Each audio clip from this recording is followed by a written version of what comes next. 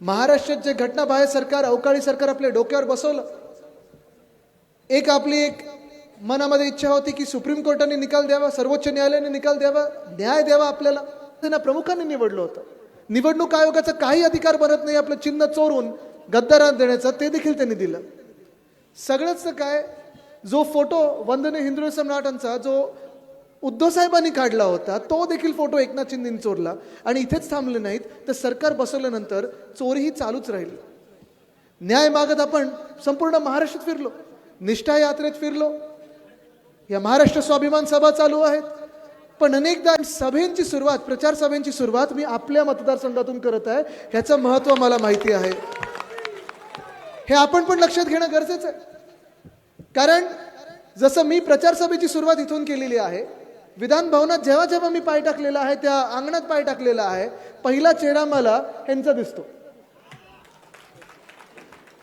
आणि ते शाळेचे मास्टर असल्यासारखे मला हात पकडून नेतात पहिलं की सही करायची आपल्याला. पण आता ही गरज मला सरकार आल्यानंतर देखील त्यांची गरज लागणार आहे. तुम्ही ठरवायचं निवडून द्यायचं की नाही, काय करणार तुम्ही. कारण आतापर्यंत मी जेव्हा जेव्हा कन्नडमध्ये आलेलो आहे, पहिल्यांदा थोडी हवा बरी वाटते. जन आशीर्वाद यात्रेत असेल, 2019ला असेल, त्यानंतर अनेकदा जेव्हा जेव्हा मी इथे आलेलो आहे, तेव्हा एक तर धोधो पाऊस पडायचा, नंतर रिमझिम पाऊस पड. मतदान केलं आणि उदयसिंग राजपूतजींसारखा एक चांगला उमेदवार तुम्ही आमदार केलात आणि विधान भवनात पाठवलात. पण आज जो महाराष्ट्रात सर्वत्र चिखल दिसत आहे आपल्याला, खूप वेळा असं सांगतात की कीचड में ही कमल खिलता है. हे जे 2 वर्षापूर्वी चिखल त्यांनी पसरवलेलं आहे, कशासाठी, तर कमळ इथे फुलवण्यासाठी. ठीक आहे, आमचं राज्य चाललं होतं, ते नीट चाललं होतं. भले 5 वर्ष भाजपला वाटलं असेल की विरोधी पक्षात बसू शकत नाही. 2 वर्ष आमची महाविकास आघाडीची आठवड्यामध्ये निवडणूक लागायच्या आधी भरमसाठ घोषणा झालेल्या आहेत. पण तुम्हाला एक सांगतो, त्याच्यातून एक सुद्धा मंडळ किंवा महामंडळ टिकलेलं नाही. कारण निवडणूक आयोगाने ह्यांना रद्द केलेलं आहे. कारण ह्या सगळ्या गोष्टी होत्या त्या ह्या आयोगाच्या आचारसंहितेत बसत नाहीत. आणि योग्य पण केलं. पण मी तुम्हाला एक सांगतो, आपल्याला आठवत असेल इथे शेतकरी बांधव जरा किती, जरा हात वरती करून दाखवा मला. सगळेत ना. मग तुम्ही मला सांगा, तुम्ही कोणाच्या बाजूने उभे राहणार आहेत. ज्या भाजपाने तुमची वाट लावली, ज्या भाजपाने तुम्हाला हाल बेहाल केलेले, ज्या भाजपाने तुम्हाला माओवादी म्हटलेलं आहे, अर्बन नक्सल म्हटलेलं आहे, अतिरेकी म्हटलेलं आहे, त्या भाजपसोबत तुम्ही उभे राहणार आहात की उद्धव बाळासाहेब ठाकरे ह्या व्यक्तीसोबत उभे राहणार आहात. कारण उद्धव साहेबांनी कुटुंब प्रमुख म्हणून सगळे निर्णय घेतले आपल्यासाठी. तुम्हाला आगळे अधिकारी जरा हल्ले होते. 1-2 मंत्री जे होते त्यांनी सांगितलं, हो उद्धव साहेब, हो मुख्यमंत्री महोदय, तुम्ही हा निर्णय आत्ता का घेत आहात. आत्ताच तुमचं सरकार बनलंय, 1 महिना पण झालेला नाहीये. असे निर्णय जे असतात, जे लोकांमध्ये खळबळ काहीतरी एक नवीन निर्माण करतात, असे निर्णय तुम्हाला लोकसभेच्या जवळ, म्हणजे तेव्हापासून 5 वर्ष, आत्ताच्या 2024 मध्ये असला निर्णय घ्या. आत्ता कशाला घेताय, कुठच्या निवडणुकीसाठी तुम्ही निर्णय घेताय. आणि तेव्हा उद्धव साहेबांनी त्यांना स्पष्टपणे आणि ठामपणे सांगितलं होतं की मी निर्णय जो घेतो तो नुसतं निवडणुकीसाठी घेत नाही, माझ्या जनता जनार्दनासाठी घेतो. आज मी जो शब्द दिलेला आहे तो मी पाळणार म्हणजे पाळणार. तुम्हाला आठवतं 2019-2020 साली जी आपण कर्जमुक्ती जाहीर केली होती, 2 लाखापर्यंतची ज्यांची कर्ज होती ती माफ केली की नाही.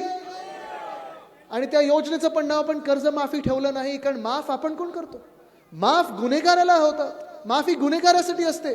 आपला शेतकरी बांधव हा गुन्हेगार नाही. शेतकरी म्हणजे अन्नदाता असतो आणि अन्नदाता देवो भव ह्या भावनेने आपण काम करत असतो. कदाचित तुम्हाला वाटेल, कदाचित कोणतरी राजकीय व्यक्ती इथे येऊन टीका करेल की हे आदित्य ठाकरेला काय माहिती, उद्धवजींना काय माहिती, हे तर दोन्ही शहरातले लोक आहेत. कदाचित आम्हाला शेतीतलं काही कळत नसेल, पण आज आमचा शेतकरी त्रस्त आहे, हैराण आहे, त्यांचं दुःख आम्हाला कळतं. आणि त्याचसाठी काल दाखवली होती तशी पुन्हा एकदा कर्जमुक्ती आपलं महाविकास आघाडी सरकार आल्यानंतर आपण करणार म्हणजे करणारच. हा आपला पहिला निर्णय असणार. कारण आज आपण पाहतोय महाराष्ट्रामध्ये कितीतरी प्रश्न आहेत. तुम्ही विदर्भात जा किंवा या मराठवाड्यात या किंवा उत्तर महाराष्ट्रात जा, ज्या ज्या जिल्ह्यांमध्ये तुम्ही जाल, ज्या ज्या तालुक्यांमध्ये जाल, अनेक प्रश्न असतात. ह्या गेल्या 2 वर्षांमध्ये देखील मी असेल, अंबादास दानवेजी असतील, आम्ही पूर्ण महाराष्ट्र फिरलेलो आहोत. जिथे जिथे आपत्ती आली तिथे तिथे फिरलो. कधी अवकाळी पाऊस असेल, कधी सततचा पाऊस असेल, कधी गारपीट असेल, कधी दुष्काळ असेल, कधी ओला दुष्काळ असेल. ज्या ज्या मिनिटाला आम्हाला कळलेलं आहे की आपल्या राज्यातला शेतकरी हा त्रस्त आहे, काहीतरी त्यांना हैराण करत आहे, त्या त्या मिनिटाला आम्ही फिरलेलो आहोत. असाच पाठिंबा असू द्या, असंच प्रेम असू द्या. ज्या ज्या मिनिटाला आम्हाला कळलेलं आहे की शेतकरी बांधवांना आमची गरज आहे, धीर देण्याची गरज आहे, तिथे जाऊन खांद्याला खांदा लावून सांगणं गरजेचं आहे की बाबांनो घाबरू नका, आम्ही तुमच्या सोबत आहोत. तेव्हा तेव्हा मी तुमच्यात आलेलो आहे, तुमच्या बांधावर आलेलो आहे, तुमच्या घरात आलेलो आहे आणि धीर देण्याचं काम केलेलं आहे. हातात तसं काही नव्हतं आमच्या, ना सरकार होतं, ना यंत्रणा होती, ना देण्यासारखं काही होतं. पण एक विश्वास असतो की हे त्याच पक्षातले ज्या पक्षाचे पक्षप्रमुख उद्धव बाळासाहेब ठाकरे आहेत.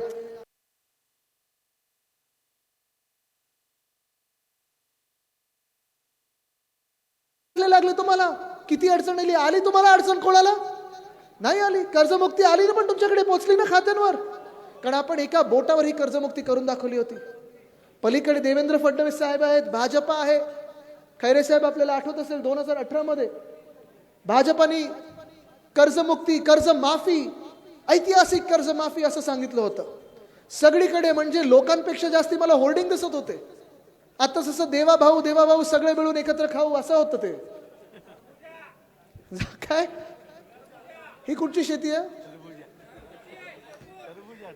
ठीक आहे, पण आपल्याला आठवत असेल तेव्हा फडणवीस साहेबांनी जेव्हा कर्जमाफीचे होर्डिंग सगळीकडे लावले होते, तिथे सगळीकडे तुम्हाला हे बोट द्या, ते बोट द्या, मग तुमच्या आजोबांना आणा, पंटूंना आणा, काकांना आणा, मामाचा चेहरा दाखवा, मामीचा चेहरा दाखवा. असं काही आपल्याकडे लफडाणी भांगड नव्हतं. आपण साफ कर्जमुक्ती करायची ती करून दाखवली उद्धव साहेबांनी. आणि त्याच विश्वासावर मी तुम्हाला पुन्हा एकदा सांगतोय, ही कर्जमुक्ती आपण परत करणार म्हणजे करणारच. पण फक्त कर्जमुक्तीवर आपल्याला अडून चालणार नाही, कारण या शेतकरी बांधवांचे विषय अनेक आहेत. वातावरणीय बदल, पर्यावरण आपण पाहतोय, आपल्या डोळ्या देखत बदलतंय. कधी जानेवारीमध्ये पाऊस पडतो, कधी मे मध्ये गारपीट होते, कधी आपल्या डोळ्यासमोरचं पीक पूर्ण नुकसान होऊन जातं. ठीक आहे, शासकीय अधिकारी येतात, पंचनामे करतात, त्यांचं काम करतात. पण जसं आपण उद्धव साहेबांचं सरकार असताना जेव्हा जेव्हा आपल्यावर काही आपत्ती आली असेल, जेव्हा जेव्हा काही घटना घडली असेल, तेव्हा मदत तुमच्या दारी पोचायची. तुम्ही मला सांगा, या भाजपाच्या किंवा एकनाथ शिंदेच्या सरकार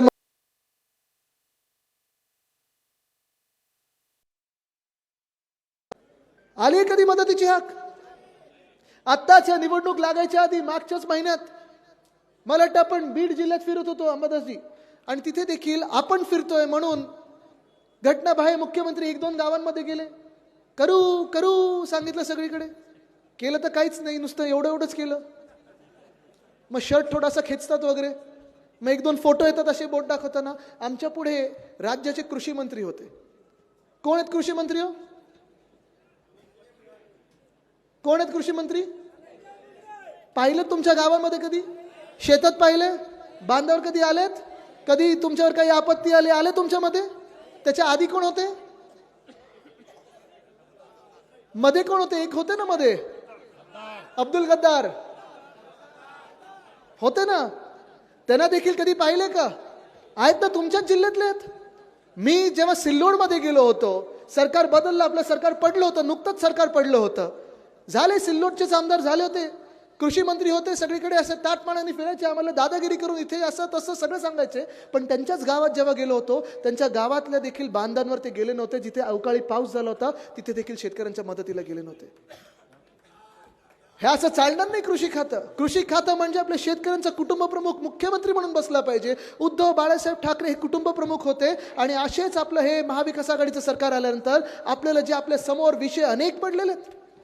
आज तुम्ही मला सांगा, शेतकरी बांधव म्हणून तुम्ही मला सांगा, तुम्हाला जे विषय आहेत, कापसाला भाव मिळतोय का? आज सोयाबीनला भाव आहे का? तुम्हाला जो एक हमी भाव पाहिजे तो मिळतोय का? नाही मिळत आहे.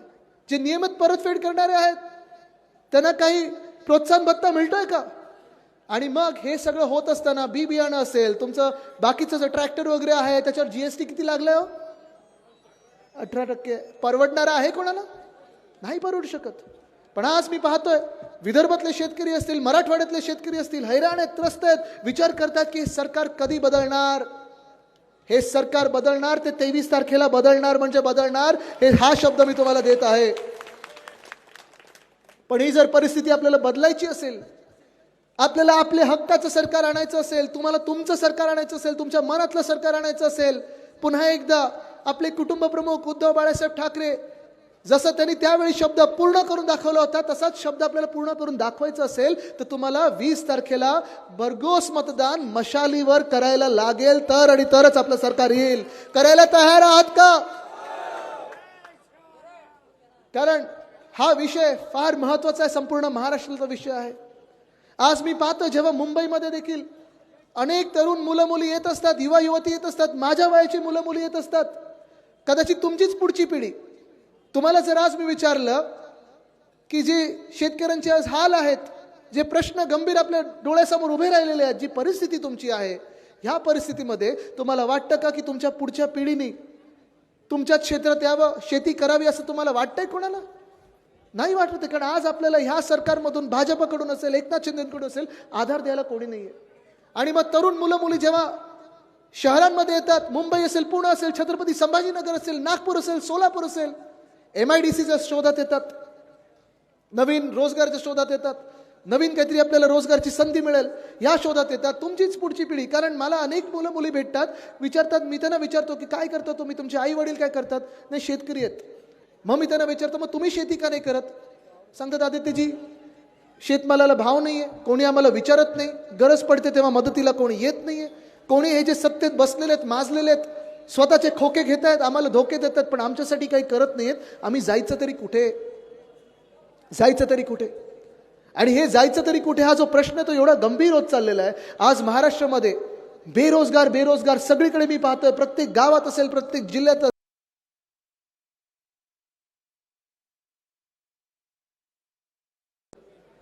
मी तुम्हाला आज विचारत आहे, इथे अनेक महिला बसलेल्या आहेत, इथे पुरुष बसलेले आहेत, युवा युवती आहेत, सगळे बातम्या बघता ना तुम्ही? पाहता का बातम्या टीव्हीवर, व्हॉट्सअपवर पाहता का, पेपर वाचता का, वृत्तपत्र वाचता का? वाचता ना. मग तुम्ही मला सांगा, जसं आपल्या काळात, महाविकास आघाडीच्या काळात उद्धव साहेब जेव्हा मुख्यमंत्री होते तेव्हा आपण प्रत्येक महिन्यात, प्रत्येक 2 महिन्यानंतर काही ना काहीतरी मोठी घोषणा व्हायची की अमुक अमुक जिल्ह्यात आपण ही मोठी कंपनी आणली, तमुक जिल्ह्यामध्ये आपण ती मोठी कंपनी आणली, रोजगार निर्मितीला मदत होईल. असं ह्या गेल्या 2 वर्षामध्ये उद्योग मंत्र्याचं तुम्ही नाव ऐकलंय का? उद्योग मंत्र्याचं नाव माहिती आहे का कोणाला? राज्याचं माहिती नाही ना कोणाला? ठीक आहे, चला 1 मिनिट आपण नाव पण विसरून जाऊया. तुम्ही मला सांगा, गेल्या 2 वर्षामध्ये एक तरी मोठा उद्योग आपल्या राज्यात आलेला तुम्ही ऐकलाय का? ऐकलं तुम्ही? आणि मग इथून गुजरातला पाठवलेले उद्योग ऐकलेत का तुम्ही? कोण सांगू शकेल जरा मला सांगा? हा बोला बोला, कोण बोलतंय? वेदांता फॉक्सकॉन, अजून टाटा एअरबस, अजून bulk drug park, medical device park, solar energy equipment park. म्हणजे तुम्हाला जिल्हे देखील सांगतो, कारण हे सगळे उद्योग आहेत ते 100% आपल्या महाराष्ट्रात येणार होते. हे सगळे जे उद्योग आहेत ते उद्धव साहेब जर मुख्यमंत्री असते तर आपल्याच राज्यात आले असते. पण वेदांता फॉक्सकॉन पुणे जिल्हा तळेगाव इथून निघून गेला, तो पाठवला गेला गुजरातमध्ये. गुजरातला जाण्याच्या 2 दिवस आधी त्यांची भेट झाली ती उपमुख्यमंत्री देवेंद्र फडणवीसजी यांच्याशी. आपल्या राज्यामध्ये 1 लाख तरुण तरुणींना नोकऱ्या उपलब्ध झाल्या असत्या, तो उद्योग तुम्ही पाठवला गुजरातला. कुठेतरी तुम्हाला लाज वाटते का? बल्क ड्रग पार्क आपल्या रोह्यामध्ये रायगड जिल्ह्यात येणार होता, मेडिकल डिव्हाइस पार्क आपल्या ऑरिक सिटीमध्ये येणार होता, छत्रपती संभाजीनगर जिल्ह्यात येणार होता. तसंच मिहानमध्ये, नागपूर जिल्ह्यामध्ये एअरबस टाटाचा प्रकल्प येणार होता. पण मला जखम ही झालेली आहे की हे सगळे उद्योग तर तुम्ही नेलेच, पण माझ्या जखमेवर मीठ चोळण्याचं काम, आणि मी म्हणजे मी नाही तर माझ्या महाराष्ट्रातल्या तरुणांच्या जखमेवर मीठ चोळण्याचं काम प्रधानमंत्री महोदयांनी केलेलं आहे, मोदी साहेबांनी केलेलं आहे. निवडणूक घोषित झालेली आहे, आपण सगळे मतदान करणार आहोत 20 तारखेला. पण हीच निवडणूक घोषित झाल्यानंतर पहिला रोड शो मोदी साहेबांनी महाराष्ट्रात नाही केला. पहिला रोड शो माहिती कुठे केला? गुजरातमध्ये केला, बरोड्यामध्ये केला. का? आपल्याकडून एअरबस टाटा प्रकल्प जो इथून उचलून चोरून गुजरातला नेला, आपल्या जखमेवर मीठ चोळण्यासाठी हा प्रकल्प तिथे नेला आणि तिथे त्यांनी रोड शो घडवला. मान्य आहे तुम्हाला असं राज्य? मान्य आहेत असे राज्यकर्ते? आज मी पाहतोय जसं आपल्याला MIDC मध्ये जॉब्स मिळत नाहीत, उद्योग मिळत नाहीत, कुठेही रोजगार मिळत नाहीत, तसं स्पर्धा परीक्षा देखील, स्पर्धा परीक्षा नुसतं परीक्षांबद्दल आपण ऐकतो. तरुण मुलं मुली आपले मराठवाड्यातले असतील, विदर्भातले असतील, गावातले तरुण मुलं मुली शहराकडे येतात, 5-5, 6-6 वर्ष अभ्यास करतात, दिवस रात्र मेहनत करतात, आणि मग जेव्हा पेपर फुटतो ते दुःख जे होतं, ती स्वप्न जी चिरडली जातात, ती मी स्वतः पाहिलेली आहेत, मी अनुभवली आहेत, मी बघितलेले आहेत, त्यांच्या डोळ्यामध्ये ते दुःख पाहिलेलं आहे. आंदोलन करायला लागतं सतत. हे सगळं पाहिजे असेल, पुन्हा एकदा आपल्या राज्यामध्ये उद्योगधंदे आणायचे असतील, रोजगाराच्या संधी वाढवायच्या असतील, तर तुम्हाला 20 तारखेला मतदान करायला लागेल. ते कुठच्या चिन्हावर? कुठच्या चिन्हावर? मशालीवर. पण हेच घरोघरी जाणं गरजेचं आहे. हे जे मी सांगतो ते घरोघरी जाणं गरजेचं आहे. आणि हे घरोघरी नेणाऱ्या ह्या महिला भगिनी असतात, माता असतात. आज इथे महिला आलेल्या आहेत, मोठ्या संख्येमध्ये आलेल्या आहेत. मला आपले आशीर्वाद हवेत. दोन्ही हात वरती करून मला आपलं प्रेम द्या, आपले आशीर्वाद द्या. कारण पहिल्यापासूनच महिलांचा आदर झाला पाहिजे, महिलांचं रक्षण हे झालंच पाहिजे. आणि खूप वेळा आपण ऐकतो, खूप वेळा काही राजकीय पुढारी येऊन सांगतात, नाही नाही, ही तर माझी मुलगी आहे, ही माझ्या बहिणीसारखी, ही माझ्या मातेसारखी आहे. आणि मी त्यांना सांगतो की महिला ही पहिली महिलाच असते. तुमची बहीण असणं गरजेची नाही, मुलगी असणं गरजेची नाही, माता असणं गरजेची नाही. तिचं रक्षण आणि आदर हा झालाच पाहिजे. कुठचं नातं जरी नसलं तरी रक्षण हे झालंच पाहिजे, आदर हा झालाच पाहिजे, तिचा सत्कार हा झालाच पाहिजे नेहमी. कारण ती जेवढी मेहनत घेते, प्रथम ती, हा शिवसेना उद्धव बाळासाहेब ठाकरे पक्षाचा कार्यक्रमच होता, प्रथम ती. आणि म्हणून ह्या गेल्या 2 महिन्यामध्ये जी एक फसवी योजना, जी भाजप त्यांचं जर सरकार आलं तर बंद करेल, ही योजना लाडकी बहीण म्हणून सगळीकडे सांगत होते. मध्ये मध्ये घटनाबाह्य मुख्यमंत्री काही काही जिल्ह्यांमध्ये गेले, मोठा असा स्टेज टाकायचे, सगळ्या महिलांना बसवायचे. आणि मग सगळ्या महिलांना बसवल्यानंतर विचारायचे, आले आले पैसे, आले पैसे, आले. हे काय तुम्ही तुमच्या आमदारांना जे पळाले तुमच्याबरोबर त्यांना विचारते की खोके आले, खोके आले? मग एका महिलेला विचारलं, आता काय करणार तू पैशाचं? 1500 रुपये काय तुम्ही मोठी कंपनी विकत घेणार? पण हे जे थोटांड, हे जे खोटं बोलणारे जी वृत्ती आहे ती आपल्याला खोडून काढायला लागेल. आणि आम्हाला माहिती आहे, महाविकास आघाडीला माहिती आहे की आपल्याला आधार देणं गरजेचं आहे. आत्ता जी महागाई वाढत चाललेली आहे, ही महागाई जर आपल्याला रोखायची असेल तर 2 गोष्टी महत्त्वाच्या आहेत, 2 किंवा 3 गोष्टी महिलांसाठी महत्त्वाच्या आहेत. पहिली गोष्ट म्हणजे उद्धव बाळासाहेब ठाकरे या व्यक्तीने जे वचन दिलेलं आहे की शेतकऱ्यांच्या, कुठचंही शेतकऱ्यांचं नुकसान न होऊ देता 5 जे जीवनावश्यक वस्तू आहेत, त्याच्यात साखर आली, डाळ आली, तेल आलं, हे आपण पुढचे 5 वर्ष स्थिर ठेवणार आणि परवडणारे ठेवणार. त्याच सोबत हे जे लाडकी बहीण म्हणून ह्यांनी फसवी योजना काढली होती, आपण गृहलक्ष्मी योजना, लाडकी बहीण मध्ये किती मिळतात? 1500. म्हणजे तुम्ही विचार करा, ज्या भाजपनी 2014 मध्ये 15 लाख आपल्याला देणार होते, आता कितीवर आले तो? हे 1500. खैरे साहेब ते यूपीचे मुख्यमंत्री आहेत ना, योगीजी, त्यांनी मध्ये 300 रुपयाच्या चेकचं वाटप केलं. खरं तुम्ही बघा, त्यांनी 300 रुपयाच्या चेकचं वाटप केलं. आणि मी तुम्हाला सांगतो, ह्या भाजपवाल्यांना लाज नाहीये, एकनाथ शिंदेना लाज नाहीये. जर ह्यांचं सरकार पुन्हा एकदा बसलं तर बोलतील आता पैसे नाही आहेत, 1500वरनं आता 150 रुपये घ्या आणि चेक वाटप करतील. हे असं आपण फसवी योजना आणणार नाही. आपली जी योजना आहे ते 1500चं दुप्पट करू आणि 3000 रुपये प्रत्येक महिलेला देणार. 3000 रुपये देणार म्हणजे 5 जीवनावश्यक वस्तू आपण स्थिर ठेवणार, त्याचे भाव परवडणारे ठेवणार, 3000 रुपये देणार. आणि त्याहून पुढे महिलांसाठी जी बस सेवा आहे, मग आपली STची असेल किंवा शहरांमध्ये जी आपली BST सारखी किंवा पुणेमध्ये असेल, नागपूरमध्ये असेल, प्रत्येक ठिकाणी महिलांना प्रवास आपण मोफत करून देणार, फ्री ऑफ कॉस्ट करून देणार. कारण महिलांना आधार मिळालाच पाहिजे. महिला ज्या आपल्या पूर्ण समाजाला आधार देतात, महिला ज्या आपल्या परिवाराला आधार देतात, त्यांना आपण राज्य म्हणून आधार देणं हे गरजेचं असतं.